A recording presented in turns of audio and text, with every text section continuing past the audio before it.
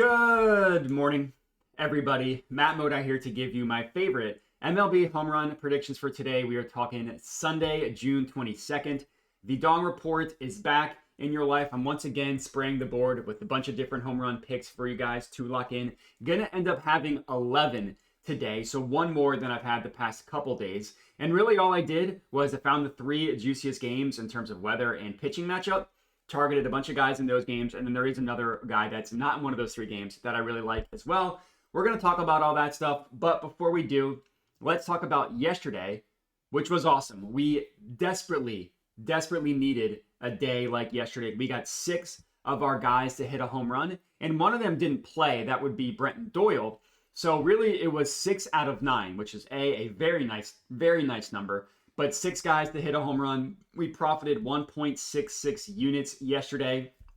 It was by far the best day we've had on the Dong Report in a long time. It felt very good to finally have a day where we had that much success. Now, you would think, admittedly, that getting 6 guys to hit a home run out of 9, you would profit more than 1.6 units, basically. But 3 of the guys that hit home runs, plus 265, plus 245, plus 265, and then another one was plus 330. So the odds, obviously weren't super long shot odds, but it doesn't matter. I really liked the plays. And finally, we had a good day. We were waiting to have a day like this. It felt really good. I don't necessarily know that means I'm going to spray the board every single day moving forward, but when we have these games where the weather is just so good, I think it does make sense to take a bunch of guys in those games.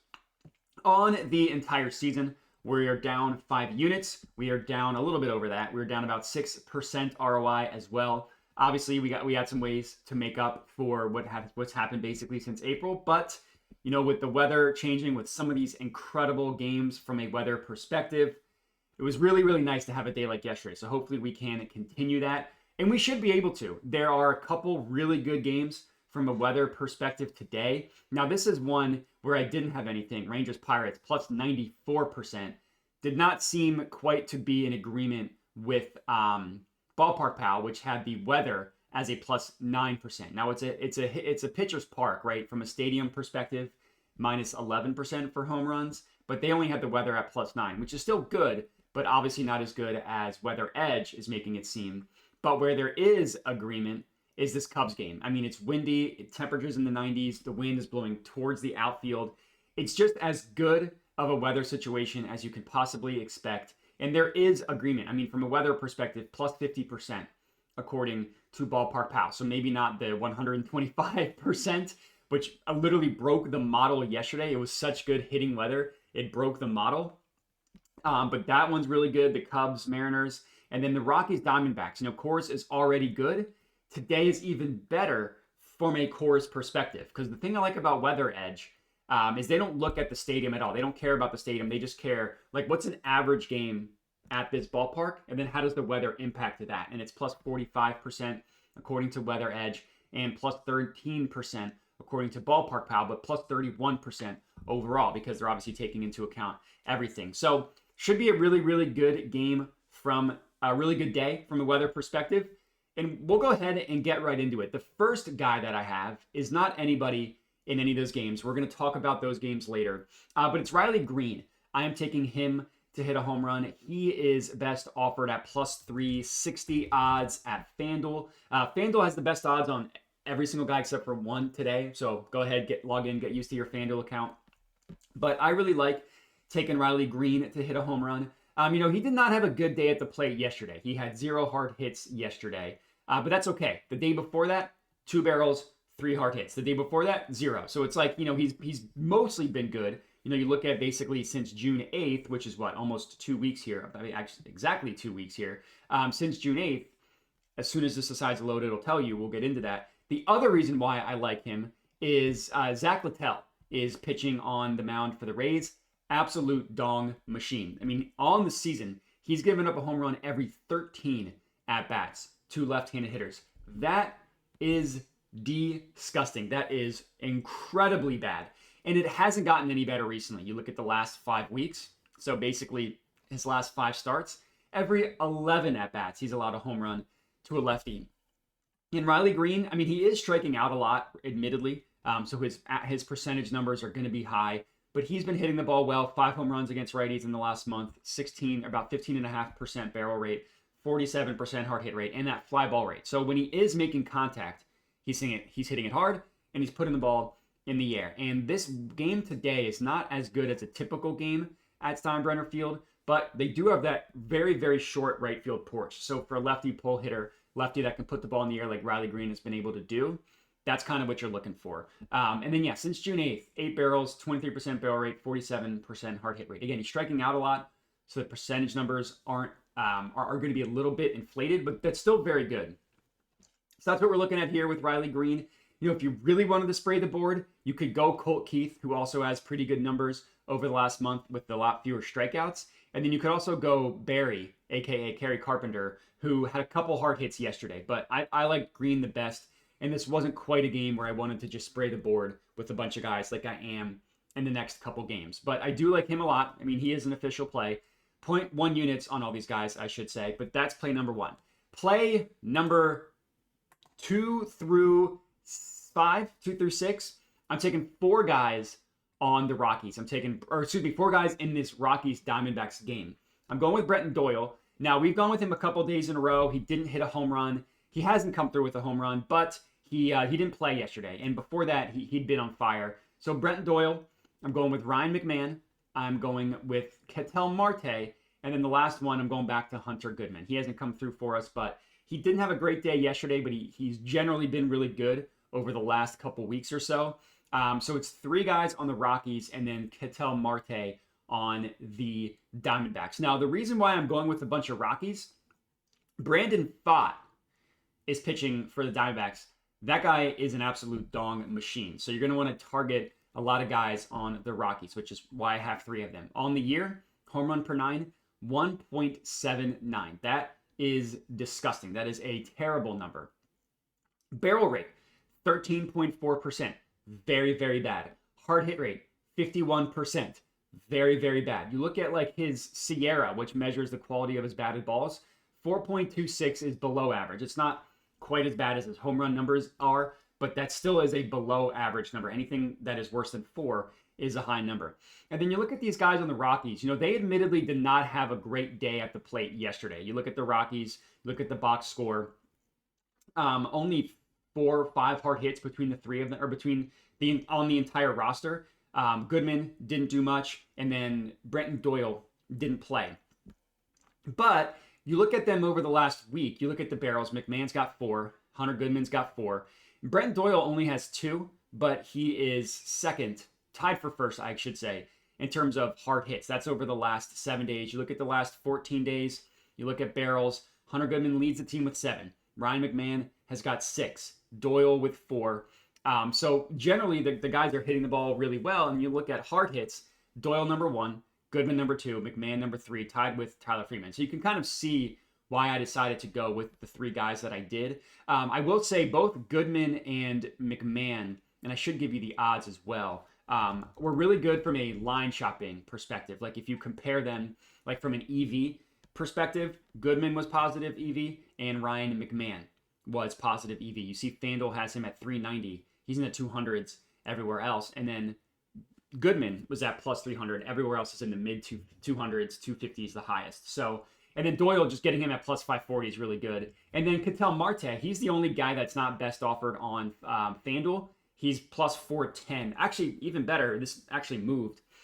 This was plus 400. You can now get plus 425 at ESPN Bet. And let me refresh just to make sure that is still the case. Let's see. Ketel Marte. Okay, yeah, so I was right. That did go down. So 410 at Fanatics is the best offered price for Ketel Marte. But those are the 4 guys in this game. I talked about why I like the guys on the Rockies. I won't belabor the point.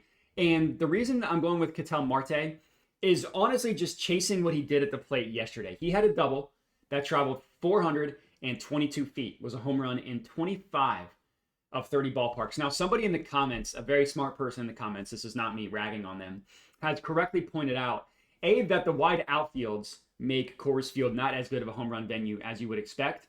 And that's basically it, like the wide outfields. And yes, the ball does travel farther, but it also needs to go farther. And that was the case with Ketel Marte. So the double that traveled 422 feet, He also had another double that traveled 401 feet. That was a home run in 26 of 30 stadiums. So you can kind of see the horrible luck that he had from a home run perspective. 25 of 30 parks and 26 of 30 parks. That's brutal. Anybody that had him to hit a home run, I very much apologize because that is brutal. But he's been on fire. You look at him over the last couple games, like that's what he did at the plate yesterday. 2 hits that traveled 400 feet. And then you look at what he did the day before that. If I could find the game, you look at the day before that, what Ketel Marte did. Line out, 366 feet, 109 miles an hour off the bat. Home run, 449 feet. He had another Ketel Marte double, 407 feet. All 3 of those hits above 100 miles an hour. So guy swinging a red-hot bat, came incredibly close to hitting 2 home runs yesterday. And then the pitcher he's going up against, Antonio Senzatella, has honestly not been as bad recently. So there's the reason I didn't just spray the board with a bunch of different guys on the Rockies was because Senzatella, his name, and people think of him as kind of like this huge home run pitcher. He has not been terrible over the last, basically like since May 9th, I think was the stat. His home run per 9 is less than 1. And I think he's given up 4 home runs since May 9th. Maybe it's 5, but he's generally been pretty good. A lot of his other numbers show a pitcher that can be had, especially against lefties. 12% barrel rate, 55% hard hit rate, 32% line drive rate. So he's definitely nobody to be scared of. But like that four-seam fastball that he throws 50% of the time, nobody's hit a home run off of it in his last 5, or no lefty, I should say, in his last 5 starts. But that stuff, with how good Ketel Marte has been, I still felt very comfortable riding with him. So 4 guys in this Diamondbacks-Rockies game: Brenton Doyle, Ryan McMahon, Ketel Marte, and Hunter Goodman. Next up, we're heading to the Cubs game. And I won't spend that much time on this one, but I'm going with 4 guys on the Cubs. I'm going with Ian Happ, I'm going with Michael Busch, I'm going with Pete Crow Armstrong, and I'm going with Kyle Tucker. So 3 guys that I've gone with a bunch of times, then adding in Ian Happ, who might be the hottest batter on the Cubs. You already know why this is an amazing game. I mean, it's hot, mid-90s. It's heavy winds blowing out to center field, and no stadium is more receptive to wind than Wrigley Field. It's just a dream situation for home runs, which is why a bunch of home runs were hit yesterday and the day before. You look at this game yesterday, I mean, just look at all the home runs that were hit. 1, 2, 3, 4, 5, I think 6, maybe it was 5, but anyways, you see a ton of home runs were hit yesterday. I think Ian Happ had 2 of them, maybe it was the day before, but you look at guys on the Cubs: Michael Busch, 3 hard hits. Ian Happ, Kyle Tucker, and Pete Crow Armstrong each only had 1. Ian Happ did have 2 hard hits. So yeah, he had a home run that was not considered a hard hit, just to show you what happens to the ball and how it travels in this Cubs game. These guys are red hot. And then Logan Gilbert is pitching for the Mariners. He's a good pitcher. Logan Gilbert is a good pitcher, but he gives up home runs to lefties. Now, he hasn't made a ton of starts this year. Like, he missed a bunch of time. I want to look at this entire season.